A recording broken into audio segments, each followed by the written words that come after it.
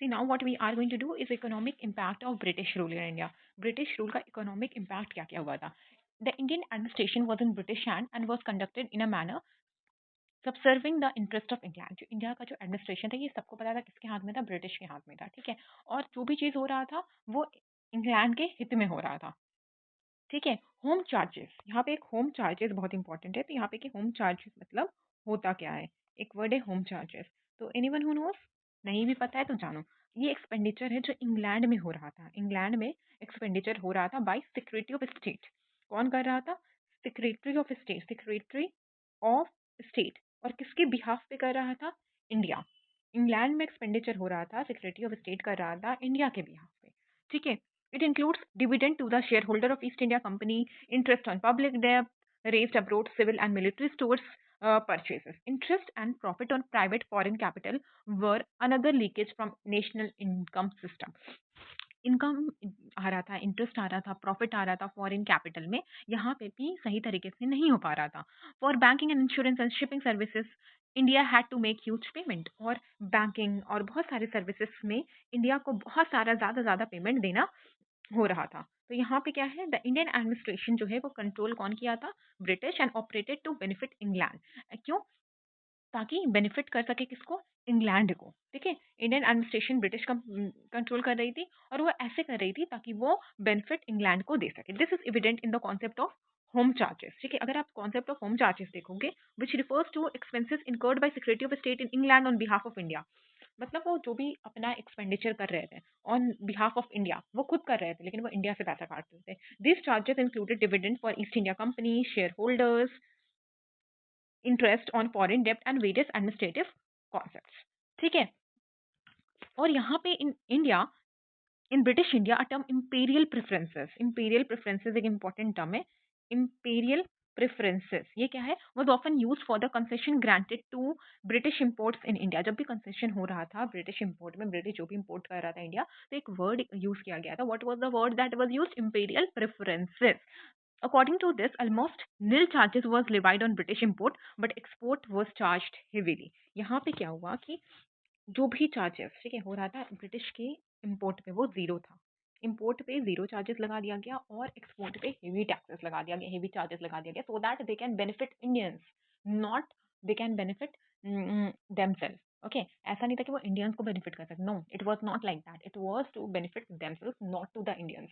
ये बेनिफिट किसको देना की कोशिश कर रहे थे? टू द ब्रिटिश पीपल, ठीक है। ये अपने लिए कि एक्सपोर्ट पे जब कुछ यहाँ से जब एक्सपोर्ट हो रहा है, ठीक है, तो क्या हो रहा है? बहुत बहुत टैक्सेस लगा दो। इम्पोर्ट पे बिल्कुल भी टैक्सेस, मतलब इंग्लैंड में कुछ आ रहा है फ्री में आ रहा है, लेकिन एक्सपोर्ट किया जा रहा है इंडिया से तो बहुत सारा टैक्सेस लग रहा है। तो ये तो था, कुछ इंडिया भी आ रहा है इम्पोर्ट में, इम्पोर्टेड गुड्स उसमें बहुत ज़्यादा, लेकिन इंडिया एक्सपोर्ट कर रही है तो फ्री में करी, तो what was strong preference to investment in land property by the rich class of India during British rule proved detrimental for the development of industries as they were low on capital investment, ठीक है। India had to make substantial payment for banking, insurance, shipping services provided by British entities. मतलब huge payment, ठीक है, बहुत ज़्यादा। अगर India banking services use कर रहा है, इंश्योरेंस यूज़ कर रहा है, शिपिंग सर्विसेज यूज़ कर रहा है, तो उसमें ह्यूज ह्यूज ह्यूज पेमेंट लगना है इंडिया को। The imperial preferences for the British import into India faced minimal or no charges, while Indians जो थे were charged heavily। और इस पॉलिसी को ही हम लोग imperial policy कहते हैं, ठीक है। Favoured British trade at the expense of India, मतलब ये ब्रिटिश को फेवर हो तो रहा था और सफ़र कौन कर रहा था? हम इंडियंस, ठीक है। सफ़र कौन कर रहे थे? हम लोग, वी इंडियंस वर सफरिंग, ठीक है। अब इम्पैक्ट क्या था लैंड रेवेन्यू सिस्टम का? सबसे पहले क्या आया? परमानेंट लैंड रेवेन्यू सिस्टम आया, ऑफ लैंड रेवेन्यू सिस्टम। ये कौन इंट्रोड्यूस किए थे? कॉर्नवालिस 1793 को। Permanent land settlement, permanent land settlement कौन इंट्रोड्यूस किए थे? कॉर्नवालिस। कब इंट्रोड्यूस किए थे? 1793 को, 1793 को इंट्रोड्यूस किए थे। इसमें क्या था कि encouraged land ownership by wealthy classes. This led to lack of capital investment in industries, hindering their development. Permanent settlement जो था वो बहुत अलग अलग नाम से, सबसे पहले क्या था? परमानेंट सेटलमेंट 1793 में कॉर्नवालिस इंट्रोड्यूस किए थे।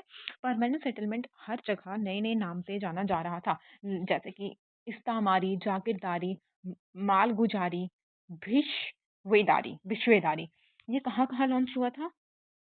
बिहार में तो वही हुआ था, बंगाल, उड़ीसा, वाराणसी, यूपी, नॉर्दर्न कर्नाटका, ठीक है। कहाँ कहाँ लॉन्च हुआ था? Bihar, UP, Varanasi, UP of UP, Orissa, Bengal, मतलब जो बिहार पहले पूरा एक पार्ट था, उसमें तो पूरा बिहार एक पार्ट था।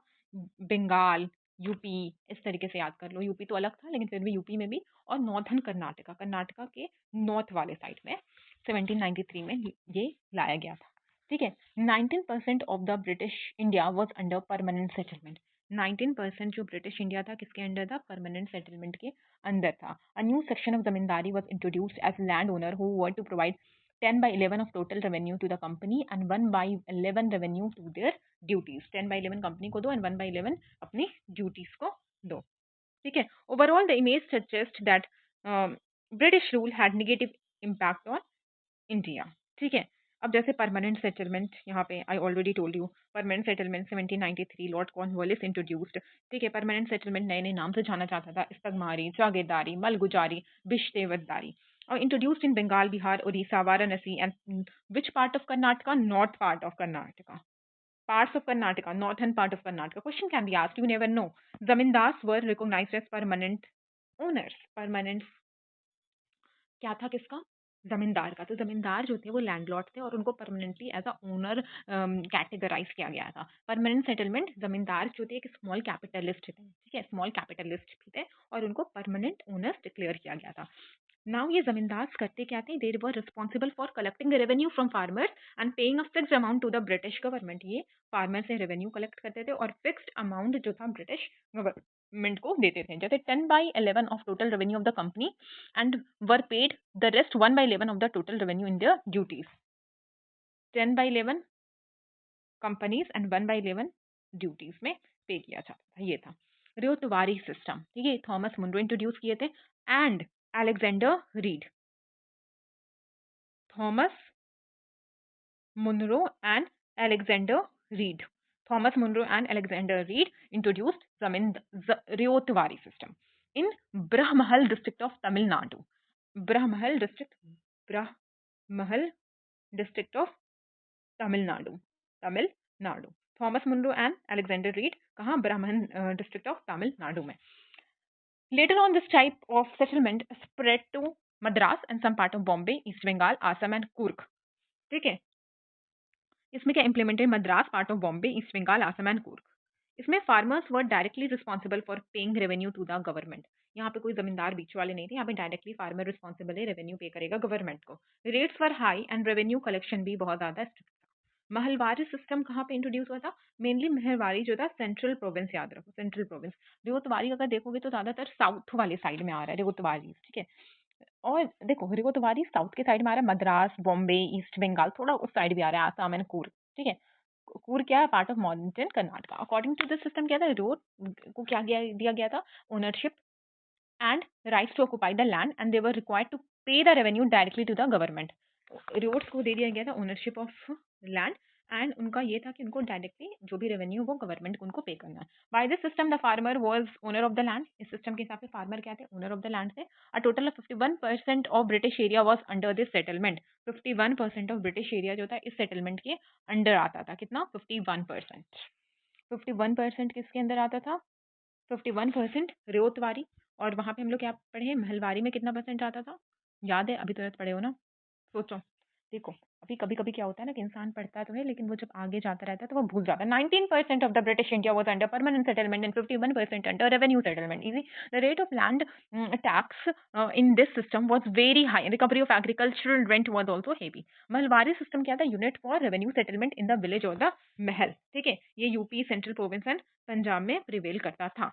UP, central province and Punjab में। अब यहाँ पे कितना परसेंट है? ये जो लैंड था वो विलेज कम्युनिटी को बिलोंग करता था एंड ये जॉइंटली रिस्पॉन्सिबल थे for the payment and everything. ठीक है। एंड महलवारी सिस्टम कौन लाया है? ये कमेंट सेक्शन में लिखो, सर्च करो महलवारी सिस्टम, क्योंकि खुद से वो होता है ना कि इंसान को उससे खोजने की आदत डालनी चाहिए। The system prevailed in 30% of in UP, Punjab, with some changes. The constant flow of wealth from India to England, for which India did not receive any adequate economic, commercial, or material return, and has been described by national leader and economist as drain of wealth. इसमें क्या था कि text highlight करता concept जहाँ पे India से England में जा रहा था, अब सारी चीज जो भी इंडिया की थी वो इंग्लैंड जा रहा था और इंडिया को इसका कोई फायदा नहीं पहुंच पा रहा था। इसी को बहुत सारे लीडर्स ड्रेन ऑफ वेल्थ कहते हैं। The land revenue had significant economic and social consequences for India. Drain of wealth, ठीक है, इसमें क्या था, continuous flow of wealth from India to England without any return, material return India में कुछ भी नहीं आ रहा था। ठीक है, अब जैसे ये कैसे हो रहा था, before 1830 company has recurring surplus with accrued from a profit from oppressive land revenue policy. Oppressive land revenue policies था, देखो ब्रिटिश जो था ये क्या था, महलवारी, ये सब ये एक तरीके का एक्सप्लॉइटेशन ही तो था। The British extracted surplus profit through policies जैसे कि permanent settlement, ryotwari and mahalwari system. ठीक है, ये क्या कहता है, खींच रहा है बहुत सारे प्रॉफिट्स को। ठीक है, तो एक्सट्रैक्ट क्या कर रहा था, प्रॉफिट, जैसे ये सब क्या था, ये सब के जरिए monopolistic control over Indian market. East India company जो थी वो एक्सप्लॉइट की थी मोनोपोली के ज़रिए इंडियन ट्रेड पे। खुद तो प्रॉफ़िट ले जा रही थी इंग्लैंड, और जो भी प्रॉफ़िट हो रहा था वो क्या कर रही थी, इंडिया से इंग्लैंड ले जा रही थी और इंडिया को इस चीज़ को कोई फ़ायदा नहीं पहुँच रहा था। Extraction by company official, corrupt practices and excessive taxation by company offer officials contributed to drain of wealth. ठीक है, East India Company used this surplus as investment to purchase items in India and elsewhere. और जब कमाई हो रही थी तो east India company इसी पैसे से सरप्लस इंडिया में और बाकी जगह में खरीद रही थी। India did not receive any returns, और इंडिया जो था वो कोई भी रिटर्न्स रिसीव नहीं कर पा रहा था। मतलब ये इस तरीके का क्या था, एक तरीके से एक्सप्लॉइटमेंट था ऑन अ लार्ज स्केल। ठीक है, ये क्या था, इंडिया को एक्सप्लॉइट किया जा रहा था। 51% यहाँ पे रेतवारी में, 19% परमानेंट में, और फिर महलवारी में भी 30%। ये सब क्या थे, एक तरीके एक्सप्लॉइटमेंट ही तो था। Charter act of 1813 ended the east India company monopoly on trade. Charter act 1813 जो था वो फाइनली ये ईस्ट इंडिया मोनोपोली को एंड किया। ठीक है, कौन, चार्टर एक्ट 1813। आई थिंक कि आप लोगों ने ये तो महलवारी सिस्टम देख लिया होगा। महलवारी सिस्टम 1833 को आया था। कौन लाया था Mahalwari system, Mackenzie and later ये विलियम बेंटिक। ठीक है, विलियम बेंटिक एंड मैकेंजी। ठीक है, ये क्या था, revenue was settled collectively with the villages mahal which was responsible for payment. Village headman थे जो एक इंटरमीडियरीज थे। Land revenue demand was periodically revised and based on agriculture productivity के हिसाब से लैंड रेवेन्यू कितना डिमांड किया जा रहा था वो पीरियड वाइज वो रिवाइज किया जा रहा था, जितना प्रॉफिट उस हिसाब से। ठीक है, और ये क्या किया था, village collectively owned the land and revenue burden was distributed किसके बीच में, अमंग द मेंबर्स। तो यहाँ पे परमानेंट रेतवारी एंड महलवारी में एक चीज बता देते हैं, परमानेंट रेतवारी एंड महलवारी में रेवेन्यू फिक्सेशन जो था परमानेंट में परमानेंट था, लेकिन ये बाकी ये दोनों में टेम्पोररी रेवेन्यू फिक्सेशन था, मतलब टाइम के हिसाब से चेंज भी हो रहा था। रिस्पॉन्सिबिलिटीज परमानेंट में किसके पास था, जमींदार लैंडलॉर्ड के पास था। और रेवेन्यू में रेतवारी में किसके पास था, इंडिविजुअल या फार्मर्स के पास रिस्पॉन्सिबिलिटी थी। और महलवारी में महल विलेज के पास। इंटरमीडिएरीज जो थे सब में थे रेतवारी छोड़ के, क्योंकि ये डायरेक्ट फार्मर से हो रहा था, तो रेतवारी में इंटरमीडिएरीज नहीं थे, नो इंटरमीडिएरीज वर देयर। ये कहाँ आया था, परमानेंट बिहार, बंगाल एंड उड़ीसा। बिहार, यहाँ बिहार, बंगाल एंड उड़ीसा। बॉम्बे एंड मद्रास में क्या आया था, रेतवारी। बॉम्बे मद्रास थोड़ा साउथ में आया था रेतवारी। एंड ये जो है सेंट्रल इंडिया और पंजाब में महलवारी आया था, पंजाब सेंट्रल इंडिया। ठीक है, सबका प्रो एंड कॉन्स अलग अलग है। रेतवारी एक चीज याद रखना कि जो Thomas Munro and Alexander read लाए थे इसमें कोई इंटरमीडियरीज नहीं थी, लैंड डायरेक्टली फार्मर्स को दिया जा रहा था। और महलवारी में तो यू नो की एक वो थे बीच के इंटरमीडियरीज। ठीक है, चार्टर एक्ट 1830 एंड कर दिया east India company monopoly on trade. ठीक है, चार्टर एक्ट 1813 जो था वो Dadabhai Naoroji described drain of wealth as evil of all evil. ठीक है, दादा भाई नारोजी, दादा भाई नारोजी जो थे वो डिस्क्राइब किए ड्रेन ऑफ वेल्थ क्या, इविल ऑफ ऑल इविल, क्योंकि ये कितना ज्यादा इविल है अगर तुम सोचो तो।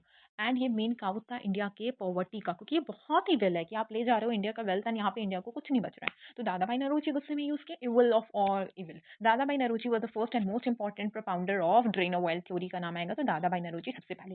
ही with his article and book England डेप्ट टू इंडिया। ये कौन लिखा है, इंग्लैंड डेप्ट टू इंडिया, इंग्लैंड डेप्ट टू इंडिया कौन लिखा है, इंग्लैंड डेप्ट to India. And poverty and un-British rule in India. Poverty and un-British rule in India. ये दादा भाई नरोजी का आर्टिकल है, ठीक है. With this article, he said about reign of wealth theory. He wanted what he wanted. He on the commerce of India propounded his reign of wealth theory. Ramesh Chandra Dutt also emphasized the reign of wealth theory. Ramesh Chandra Dutt, एक रामेश चंद्र दत्त जो थे वो भी drain of wealth theory को emphasise किए अपने article economic history of India. Economic history of India में economic history of India R C Dutt, Romesh Chandra Dutt. England डेप्ट to India and poverty and un British rule in India, Dadabhai Naoroji.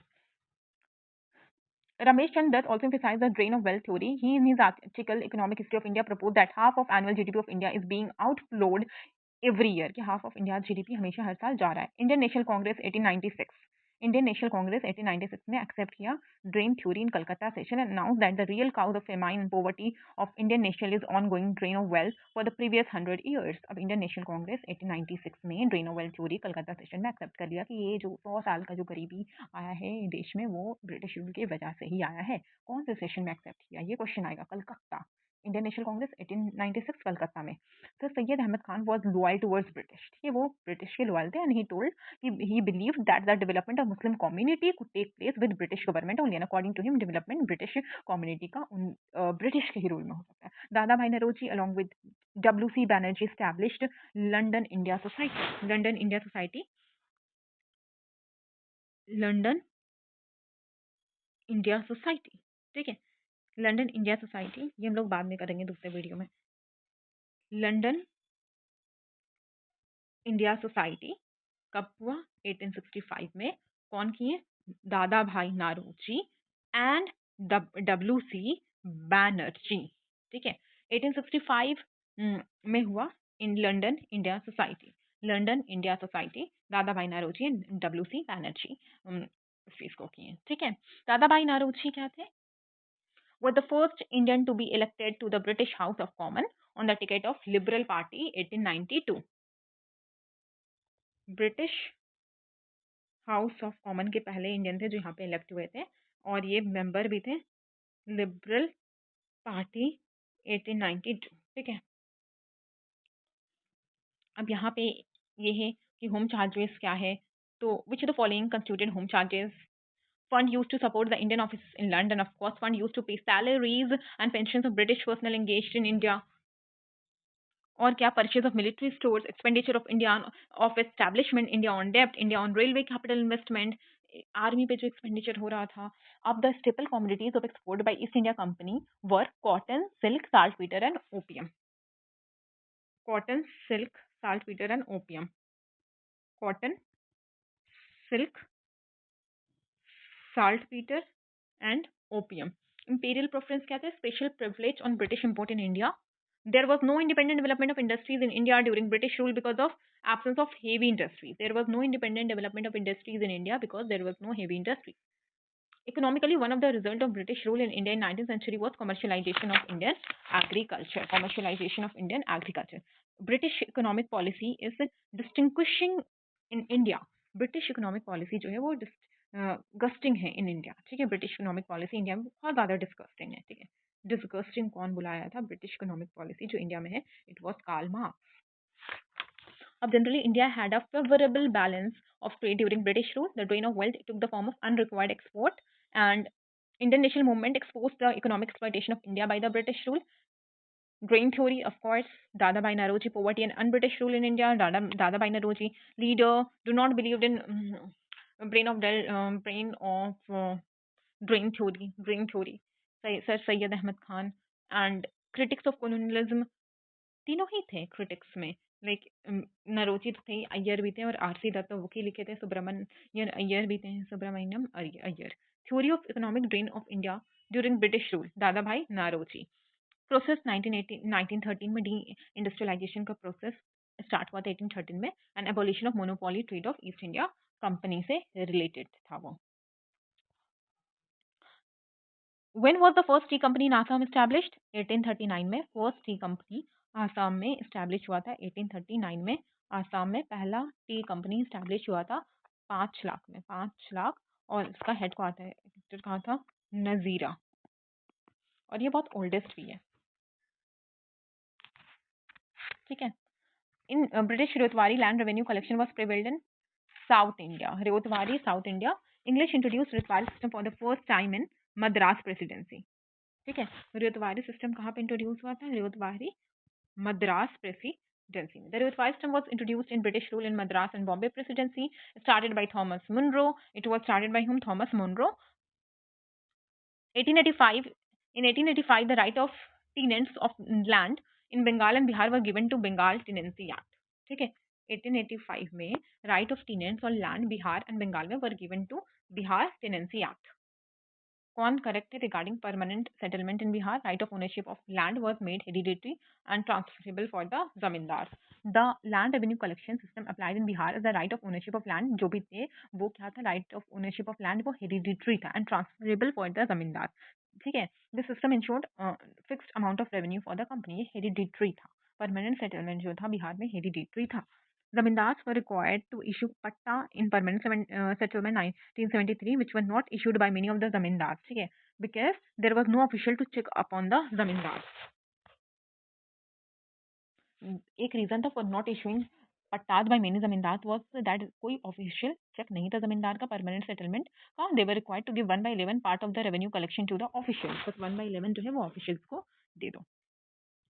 Permanent settlement कब हुआ था? 1793 में। कौन किया था? Lord Cornwallis. Was made with zamindars. तो ये क्वेश्चन आया है बीपीएससी में कि परमानेंट सेटलमेंट में कौन थे? विलेज कम्युनिटीज थे, मुकदमात से कौन थे? परमानेंट सेटलमेंट में लैंडलॉर्ड थे या जमींदार थे, तो मतलब जो है वो एक ही होता है। इससे मारारी सेटलमेंट क्या है और है तो कौन इंट्रोड्यूस किया है? इससे मारारी, जागीरदारी, मालगुजारी, ये क्या है? ये Lord Cornwallis, because it is another name of permanent settlement, ठीक है।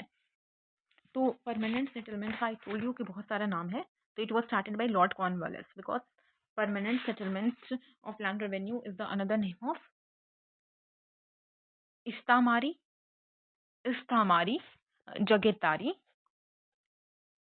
जागीरदारी, माल गुजारी, माल गुजारी एंड बिश्वेदारी, बिश्वेदारी, इश्तामारी, जागीरदारी, माल गुजारी एंड